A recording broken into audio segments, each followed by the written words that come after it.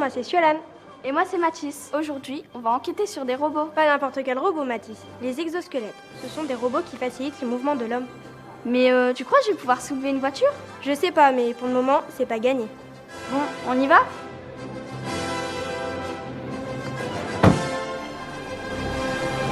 De plus en plus d'entreprises y ont recours. Des squelettes externes qui permettent à l'homme de soulever des charges à moindre effort. Nos jeunes reporters ont rendez-vous dans une entreprise qui fabrique des pièces pour l'industrie ferroviaire. Ici, l'exosquelette est arrivé en début d'année. Est-ce que les exosquelettes changent quelque chose? Oui, ça change vraiment la donne. Sans l'exosquelette, tu sens vraiment que ça tire au bout d'une journée dans les bras. Tandis qu'avec l'exosquelette, au bout d'une journée, tu sens vraiment la différence, ça fait beaucoup moins mal. Quelle est la différence entre le poids ressenti et le poids réel? Entre le poids réel, c'est vrai que tu prends une tôle de 20 kg, un bout de bras, tu commences à le sentir au bout d'un moment. Tandis qu'avec l'exosquelette, tu prends la tôle, et c'est tout de suite plus léger. Est-ce que vous êtes capable de soulever une voiture? Une voiture quand même pas, mais toi pourquoi pas.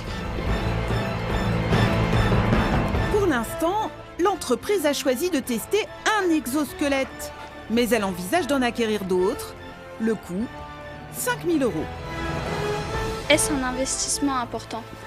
Alors c'est un investissement important, pas sur le plan forcément financier, tu sais, au niveau du coût et l'achat de cet exosquelette, mais c'est un investissement humain, je veux dire, pour permettre aux collaborateurs de travailler dans de bonnes conditions dans l'entreprise. Ça aide à ce qu'il évite de développer potentiellement des difficultés, des mal de dos dans les années à venir, oui. Et voilà. Tiens. Et maintenant, on va voir l'entreprise qui fabrique les exosquelettes.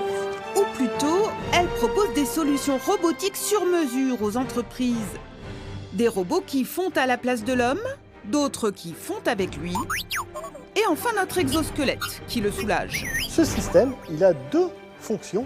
Tu vois ici, avec ce qu'on appelle l'épine dorsale, ça va permettre de bien tenir le dos et faire en sorte qu'on ait les bonnes postures.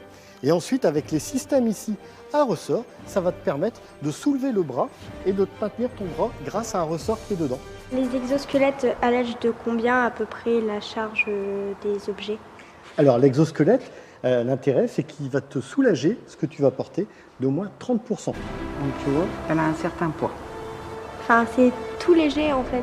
C'est tout léger. À quel client les vendez-vous? Donc on les a mis en service dans des menuiseries, on les a mis en service, comme tu as pu le voir, dans le ferroviaire, dans la logistique, dans différents secteurs d'activité, où à chaque fois, en gros, on a nos bras qui sont tendus et on a une charge à porter. Aujourd'hui, vous pensez développer vos exosquelettes dans quel domaine? Alors aujourd'hui, on pense le développer dans plusieurs domaines, et en l'occurrence, dans l'aide à la personne, sur des secteurs comme avec les pompiers, avec les EHPAD. Comment ça dans les EHPAD pour aider les personnes âgées à se relever? Alors, pour aider justement les soignants à relever les personnes âgées ou les aider pour la toilette ou les soins. Est-ce qu'on pourrait imaginer dans le futur qu'avec les exosquelettes, les forces humaines soient décuplées? Oui, bien entendu. Il suffit de regarder les films de science-fiction et tu vas voir que dans quelques années, on va se rapprocher de ce qu'on voit à la télé et d'avoir des forces qui soient décuplées et d'avoir des systèmes qui soient faciles à se mettre et qui tiennent vraiment au corps. Alors du coup, tu crois que tu peux la porter ta voiture?